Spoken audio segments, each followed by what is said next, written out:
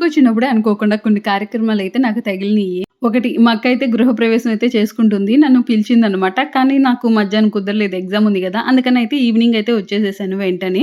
ఉట్టి చేతులతో ఏం మోసం చెప్పండి. అందుకే తన కోసం ఒక పట్టు చీర అయితే తీసుకున్నాను. ఉన్నోడికైనా, పేదోడికైనా సొంతిల్లు అనేది ఖచ్చితంగా ఉండాలండి. అది పూరి గూడ్స్ అయినా పర్లేదు. మనం తిన్నా, తినకపోయినా సరే మనకంటూ ఒక గూడనేది ఉండాలి. అదైతే నేను ఎందుకంటే చాలా అనుభవించున్నాను గాబట్టి నేనైతే చెప్తున్నా. దాని గురించి పక్కన పెట్టేసి, ఓయమ్మ! ఏంది ఇక్కడ ఇంత గోంగూర ఉంది. మీరు గూడా పచ్చళ్ళ బిజినెస్ పెట్టారనుకుంటారా? కాదే అండి. నెక్స్ట్ డే మా మామయ్యది అమ్మవారిది మొక్కు ఉంది. సో, దానికోసం ప్రిపరేషన్స్ అనమాట. తర్వాత ఇక్కడ తిరునాళ్ళైతే జరుగుతుంది. చెన్నకేశ్వర స్వామి తిరునాళ్ళు అని చెప్పి చాలా బాగా జరిగేది. మా చిన్నప్పుడు టైంలో అయితే 3 రోజులు పగలు, రాత్రులు బాగా జరిగేది. ఇప్పుడు ఆ సందడి లేదులేండి. పిల్లల్ని తీసుకొని ఇంకా వాళ్ళకి కావాల్సినవి కొనిపిచ్చేసి వచ్చేసాను. ఇదైతే నా భోజనాల వాట అనమాట. మధ్యాహ్నం తినలేదు కాబట్టి ఇప్పుడు తింటున్నా. మా అక్క వాళ్ళ ఇల్లు మీకు నచ్చినట్టయితే ప్లీజ్ లైక్ చేసి సబ్స్క్రైబ్ చేసుకోండి.